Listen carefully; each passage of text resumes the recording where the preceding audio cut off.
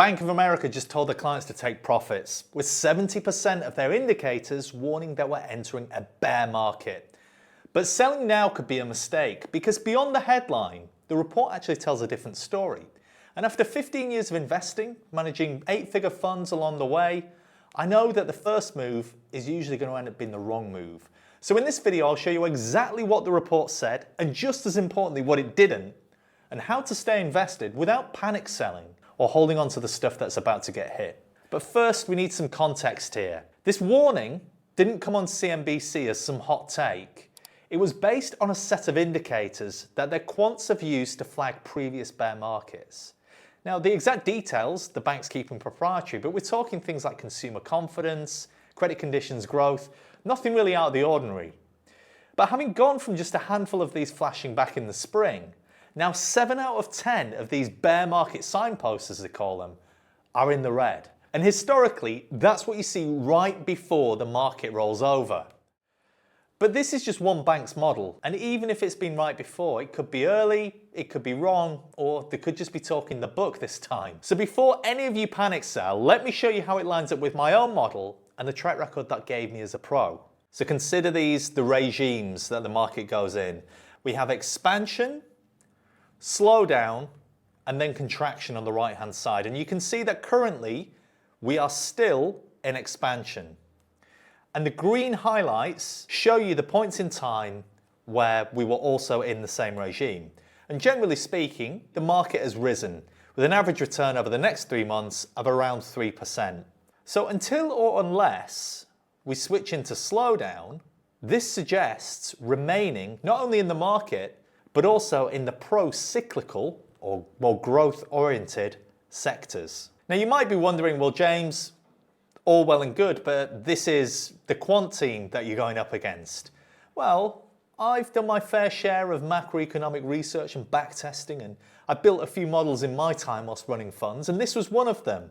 So clicking into the backtest tab, you can actually see the edge, by looking at the regimes, would have delivered about 6% greater compound annual return every single year, going back to 2006. Just as importantly, it reduced drawdowns significantly compared to otherwise just done in the S&P, for example, and not giving a flying filly about what the regime was saying. Now, of course, you won't know it's the top until the market's already fallen, but historically, that's unlikely to happen for as long as we're in expansion, just as the numbers have shown you there. And whilst Bank of America could be right, they're the only one of the major banks saying sell. And my model just doesn't agree with them, at least not yet. And there's something else in here that's also getting buried by the headline. And this is where I think the guys have nailed it. If you read past the first line, the analysts still see upside, but it's not in the one area that's been going up. It was never sell stocks, but rather take profits and put the money to work elsewhere. But where exactly is still the mystery, because retail investors like us can't see what hedge funds are buying, at least not in advance. And by the time the next analyst report's making the headlines, the opportunity's already gone. So let me show you something else that I've built to see what the pros are rotating into without needing to see the order book. So what we're looking at is a map of the S&P 500 sectors compared to the performance of the broader market, the S&P itself. It's split into 4 quadrants, so just think of these as corners. In the top right, that's leading. So these are the sectors that are beating the market. In the bottom left, you're on the complete opposite, and these are the sectors that are lagging behind the market.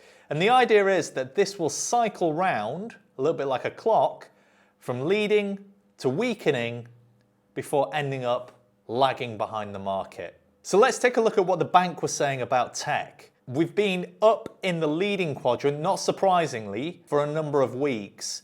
But in fact, just this week, we've crossed into weakening. This is definitely aligned with the warning bell that Bank of America have been ringing here. In terms of where the money might be rotating towards, healthcare is the only other sector in the leading quadrant. So if you pull up a chart on, say, TradingView, a pickup notably in the last couple of weeks. But there's something more in this. If we look at a couple of the other sectors that might potentially be turning around here, It seems as though these sectors and this entire rotation is expecting higher rates. And this, of course, is being driven by inflation now hitting, I think, a 3-year high. And that, I think, is the reason why we're also seeing higher rate expectations and that rotation underway in the sectors that generally fare better when interest rates go up.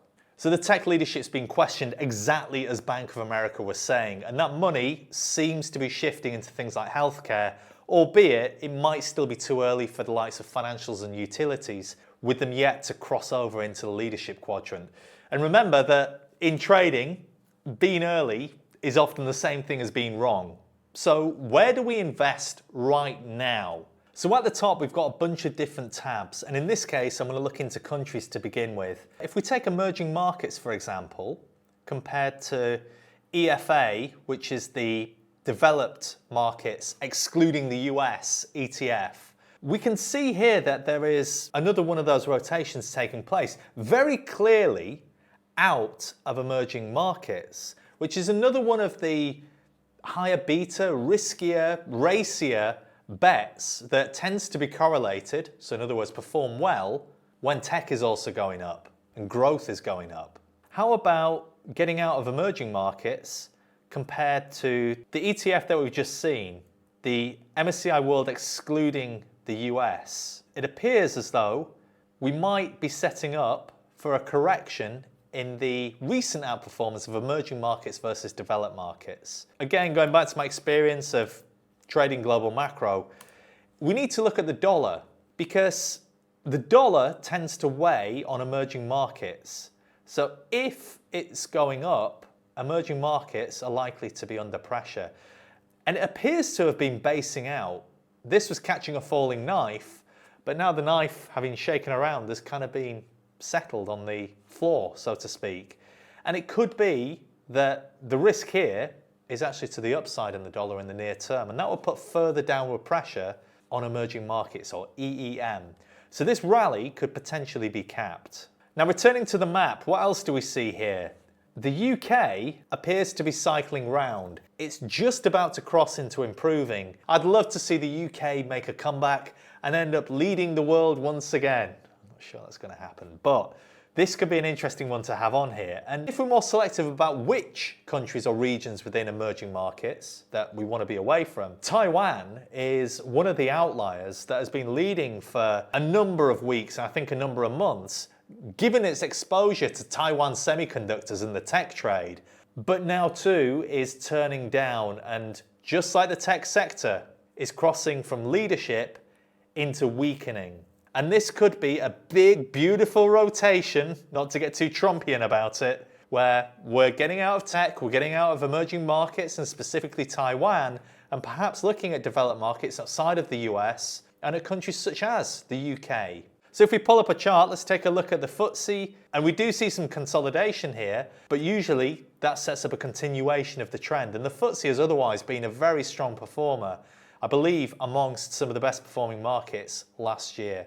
So I wouldn't write this off. But we don't even have to remain in equities. We can return to the map here and take a look at the asset level rotations between stocks, bonds, anything on here. And what we can see is that indeed the US dollar is actually really turning up now. This is compared to a benchmark, and in this case the S&P 500. Now on the other side of that, once again, we have emerging markets. So just think of that trade and what I explained earlier about a strong dollar hurting emerging markets. This is a completely logical rotation, and it reads to me, just as we saw with the US sector rotation, like we're going to see higher rates based on higher expected inflation. And you can see this in the factors too. A rotation out of high beta, so high risk stocks, and into low volatility and the safety of dividend income strategies. So the complete opposites, out of risk and into safety. If we look at a chart on TradingView, let's take my old favorite, high beta to low volatility. These two were involved in that rotation. Here we can see the correction, and perhaps the other would be to look at momentum versus dividends, for example. It's a similar picture here. But I think the clearest one here is this. It's simply value versus growth. You can see the rotation so clearly. Growth had been leading up until a week ago, and on the opposite side, we're seeing an equal move with value jumping from lagging straight into leadership.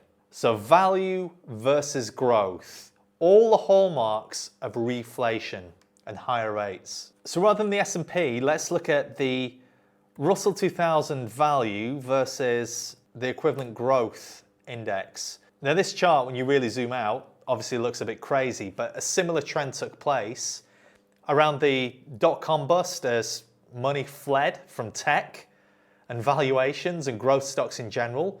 As this line is rising, this is value outperforming growth. I haven't really got the right annotation on there. And when this is falling, it means that growth stocks are faring better. But the key trade here is the one we saw just after the pandemic, when inflation came roaring back and the Fed began to hike rates at the fastest pace in 40 years. So was Bank of America right to sound the alarm on tech? I think they probably were. But the answer was never to panic sell and to remain in cash, because as long as you can see where the money's moving, you can stay invested. And the tools that you've just seen do exactly that.